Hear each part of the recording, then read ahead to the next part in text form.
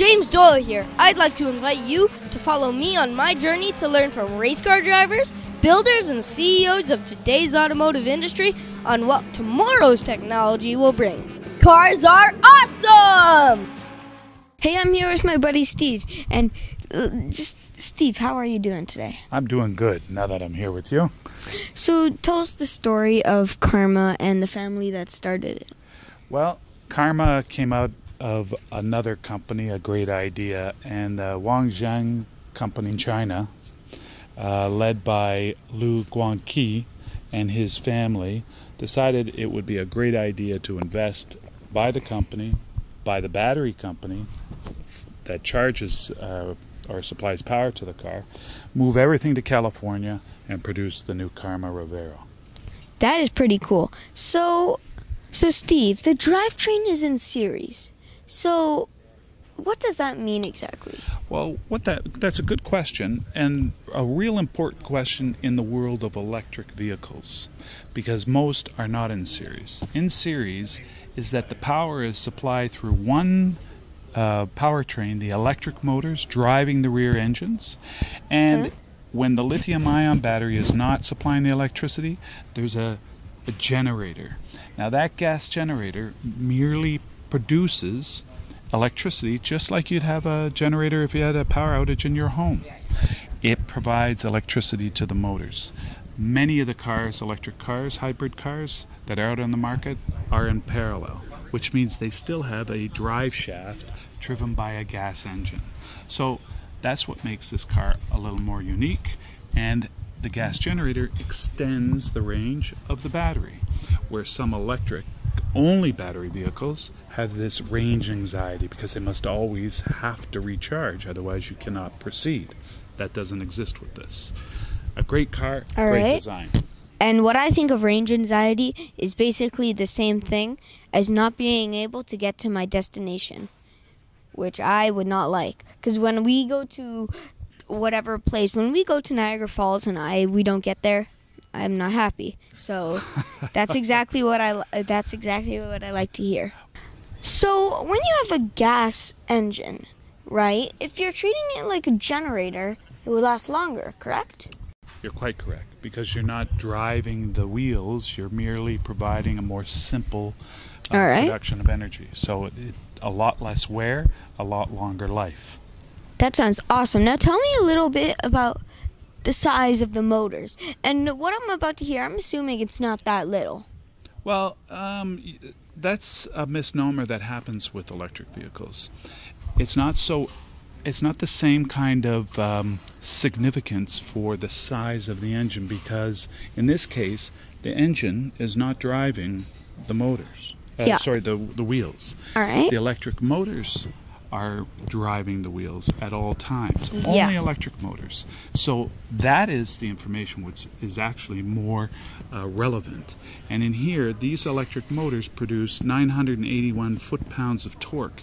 And anyone, as you would know, torque is where it's all at. That's what moves the car. That's the power. Their 21 kilowatt lithium-ion battery.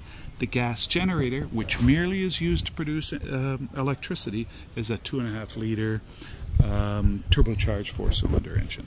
See, now that doesn't sound so significant in the world of cars, but it's not required to be as large, and that's more eco-friendly. Well, this is really the electric mode of transportation that I see the cars moving forward with. The parallel systems that have a gas engine and a drive shaft and all those parts and weight, that'll have to change to in series.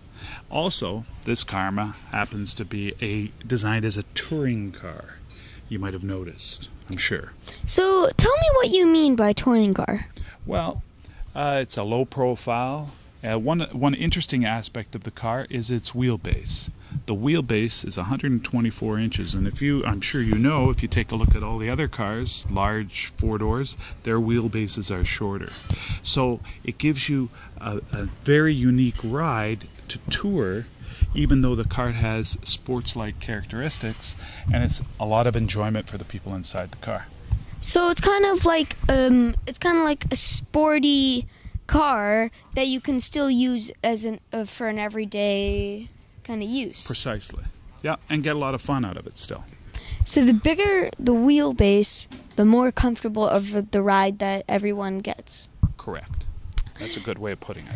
That sounds really cool. So now, this is a really interesting hybrid because it has the electric motor and it has the ICE engine. But how does the ICE engine kind of charge the battery? Well, in fact, it produces electricity through the electric and battery system, but it in fact doesn't charge the battery. Okay. To be able to charge a battery involves a lot more technology and engineering than what the car industry can provide now. Plus, the power involved, it could get to the point of not being easily managed. So it's safer not to have a generator charge a battery in a car. But it's only electric power, only electric motors that drive the wheels of this car. That's pretty cool. Okay, now, what do you see for the future of hybrids and electric vehicles for Karma?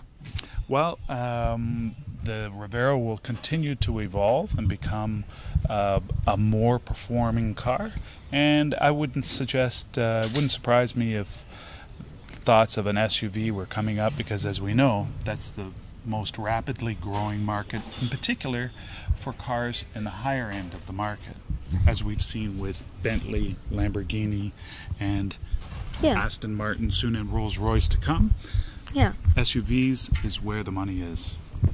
That is pretty true. So electric SUVs sounds really cool. So this is a family-owned company. So what effects does that have on the car? Well, I think that when a family shows true commitment and stays directly involved in the company, that personal attention to detail and the end user, the service and product that the company is providing and developing, it's a little different. And it is more personal. And everybody likes to be treated a little more personally. Corporate entities and the parent company, Wangzhang, is a large corporation, but it's family controlled and has been since it was founded in 1969. And that goes a long way in giving people comfort in what Karma is going to bring to the market, don't you think? Yeah. So thank you so much, Steve, for all this amazing information about Karma, even Rolls-Royce, and a little bit of Porsche. So thank you so much for this amazing information. And I believe that Karma is going to grow to be one of the best kind of companies. Even though it already is, it's going to be way on top soon. I like your thinking. Thank you so much, Steve.